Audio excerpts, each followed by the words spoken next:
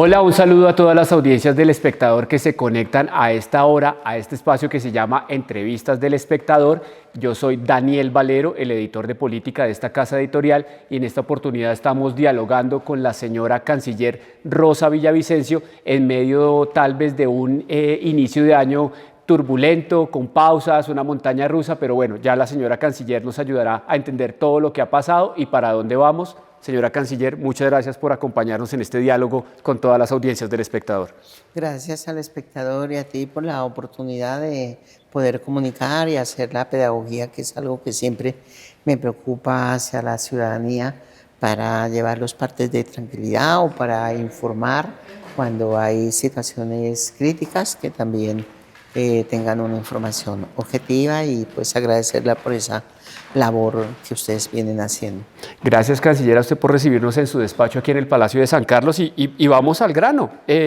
¿Cómo se concreta este diálogo del presidente Petro y del presidente Trump? Usted tuvo una reunión 24 horas antes con el señor embajador John McNamara, el encargado de Estados Unidos. El embajador en Washington, Daniel García Peña, se estaba moviendo. Concretamente, canciller, ¿cómo se cocina eso?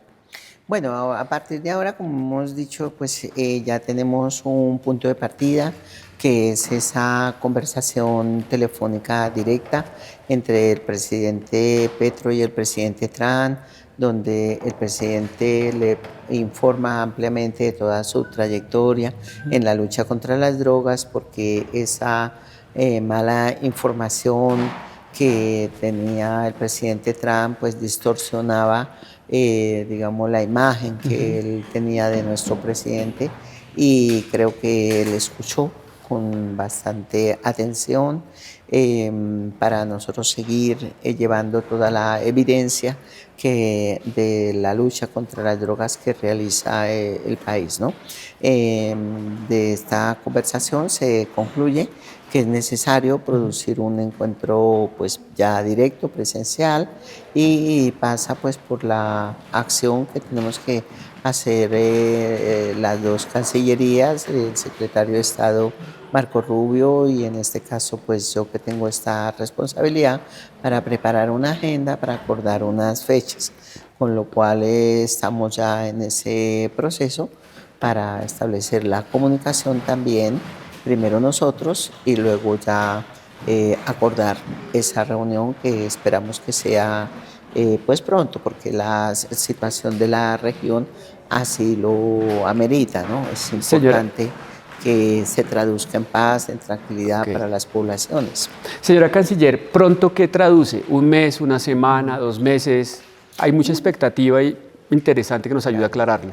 Sí, pues hoy enviaremos la carta. Seguramente esta misma semana podremos Okay. hablar telefónicamente y acordar una fecha en la que yo me traslade allí, porque también tenemos compromisos con el Consejo de Seguridad en Naciones Unidas, y también otras entrevistas con representantes, con parlamentarios, con congresistas, y es nuestra labor, ¿no?, mantener un diálogo diplomático permanente con diferentes actores para contribuir a que se mantenga la paz y la seguridad en el hemisferio y en el mundo. Y en este momento pues Colombia hace parte muy principal de la agenda internacional, de la agenda global, ¿no? Entonces no somos ajenos a esa responsabilidad que tenemos en este momento.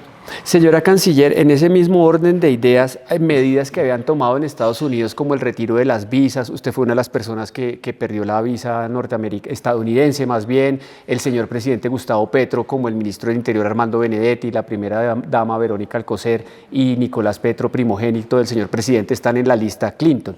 ¿Esas medidas concretas han pensado o ya comenzaron para que se desescalen?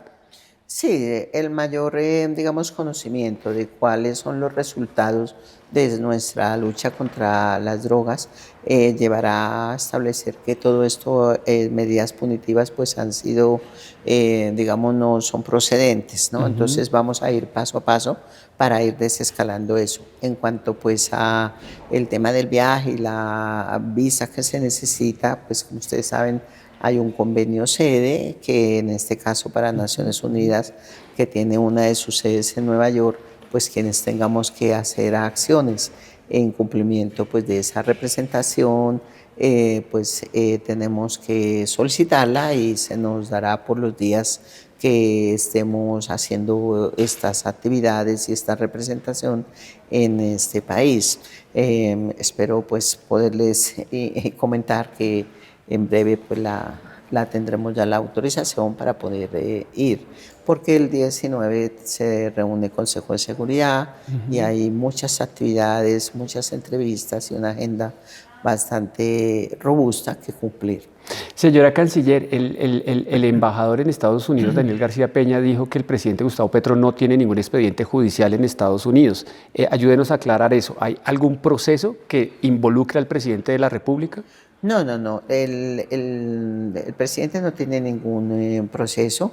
El presidente fue incluido en esta lista junto con miembros de su familia, como le digo, como una medida punitiva en un momento en el que había una tensión verbal bastante alta con el presidente Trump y él pues en uso de su poder y de su autonomía como presidente de Estados Unidos, pues utilizó este mecanismo para sancionar, ¿no? Entonces esperamos que a lo largo de todo este restablecimiento del diálogo y de unas relaciones pues mucho más cordiales, también hablemos sobre estos temas que son muy importantes y no solo para el presidente, sino para su familia y para el país, ¿no? Esperamos que esto se pueda solucionar. Como le digo, depende de la dinámica de las mismas conversaciones, de los mismos encuentros. Está en mente, claro, y hará parte de la agenda, ¿no? Ok, señora Canciller, en este mismo Palacio de San Carlos, al inicio de la semana, en una declaración a los medios de comunicación, usted también decía, si en algún momento está en riesgo la soberanía del país, las fuerzas militares y de policía están listas para defender esa soberanía. ¿La soberanía estuvo en riesgo, está en riesgo o podría estar en riesgo? No, yo creo que en ese momento pues había una posibilidad, ¿no? Por la amenaza que había proferido el presidente Trump y precisamente para desescalar esa posibilidad es por lo que aceleramos el poder hablar con todos los actores, con todos los países que pudieran ayudar a restablecer esa comunicación directa, pero sí está en nuestro ordenamiento jurídico. Si nuestra integridad territorial, si nuestra soberanía se ve amenazada por un tercero, pues está contemplado la defensa del territorio, ¿no? Y era lo que en ese momento pues había que también informar a la ciudadanía que estábamos ante una posibilidad y no lo íbamos a ocultar, ¿no? En este momento el parte es de tranquilidad, se han restablecido la comunicación directa, Estados Unidos no tiene interés en afectarnos ni en intervenirnos, conoce ya de primera mano el trabajo y la lucha incansable del presidente Petro contra las drogas, contra la vinculación del narcotráfico en la política, en las instituciones, y eso le quedó muy claro. Digamos, ya estamos en otro estadio que no deja de tener las complejidades porque el tema de la soberanía y el tema Venezuela y de la paz en la región pues sigue siendo parte de esta agenda a trabajar. En el tema de la región sigue estando el tema de Venezuela, pasó lo que pasó con Nicolás Maduro, bueno, es un tema que usted ha sido muy transparente al dialogarlo con la opinión pública.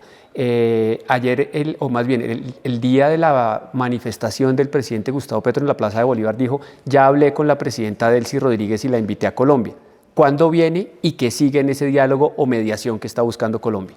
Bueno, la propuesta de la mediación está hecha tanto a Estados Unidos como a los directamente interesados, que son quienes ahora están en el gobierno venezolano. Nosotros hemos dicho que somos manteniendo todos los principios del derecho internacional, también pues somos pragmáticos en entender que en el ordenamiento jurídico venezolano, a falta del presidente por el motivo que sea, asume la vicepresidenta y ha asumido Delcy Rodríguez. Entonces nos corresponde hablar con ella porque tenemos muchos asuntos en común y el presidente ha hablado para invitarla a que venga a Colombia, pero todavía no tenemos una fecha exacta. Ha dicho que sí, pero no tenemos una fecha.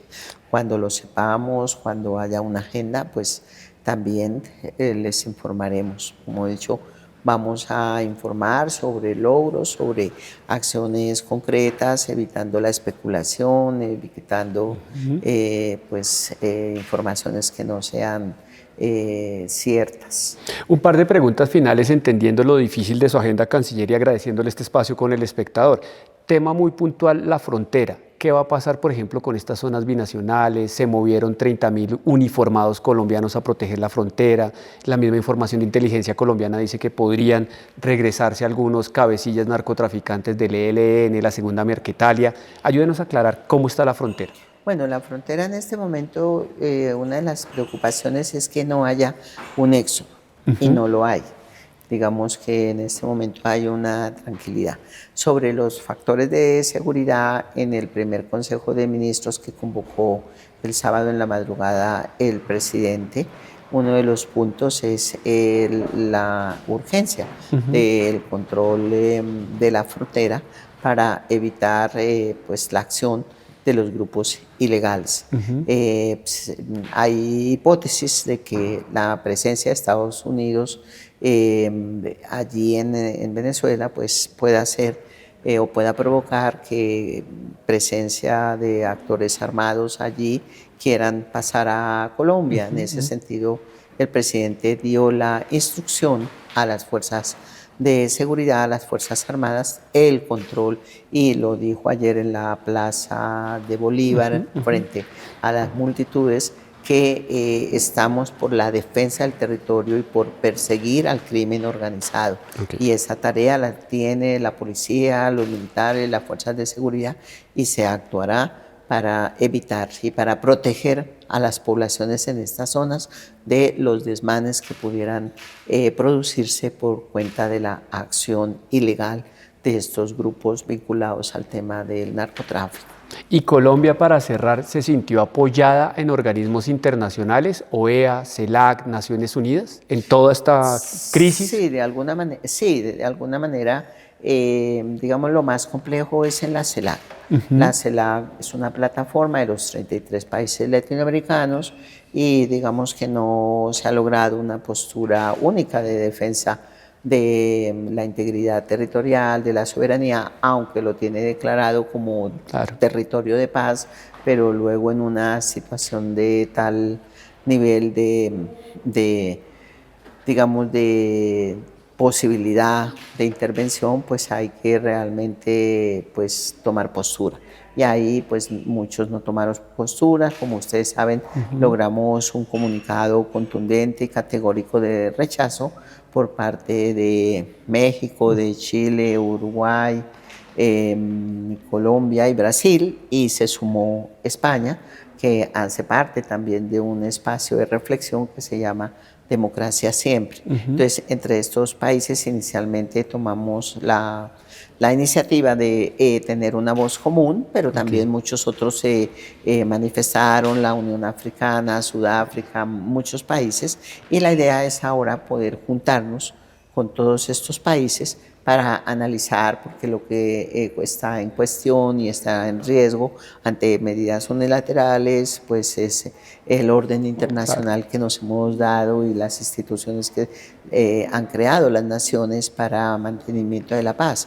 Entonces, sí hubo un apoyo y a un pronunciamiento contundente, porque no era solo Venezuela o Colombia, sino también la paz mundial, ¿no? Entonces, creo que, como le digo, estamos en esta agenda internacional, estamos siendo líderes también para decir hacia dónde debemos ir como humanidad y cómo debemos preservar y defender los principios de la Carta de las Naciones, y cómo utilizamos siempre el diálogo y la multilateralidad para resolver los controversias, los conflictos que puedan existir, ¿no? Yo creo que Colombia tiene una gran tradición en eso porque ha tenido que padecer mucha violencia política, mucha violencia en los territorios y hemos encontrado el camino de la reconciliación a través del diálogo, de la negociación, de los acuerdos. Eso demanda tiempo, paciencia, prudencia y creo que tenemos un gran aprendizaje en ese sentido para poder mediar, para poder aportar al mundo, ¿no? Es una contribución en los términos concretos de cómo construir la paz. Después de este inicio de año tan turbulento, ¿ya está más tranquila, canciller? Sí, la verdad que el presidente ayer dijo algo muy que llegó al corazón de todos los colombianos, es que podíamos dormir con tranquilidad. Ok, canciller, muchas gracias por habernos acompañado en este espacio. Bueno, a ustedes muchas gracias. Bueno, y a ustedes, las audiencias del espectador, no olviden siempre estar conectados a través de las diferentes redes sociales y canales digitales e igual edición impresa del espectador para que se informen qué es lo que sucede minuto a minuto en el país y evidentemente también en el globo. Hasta una próxima oportunidad.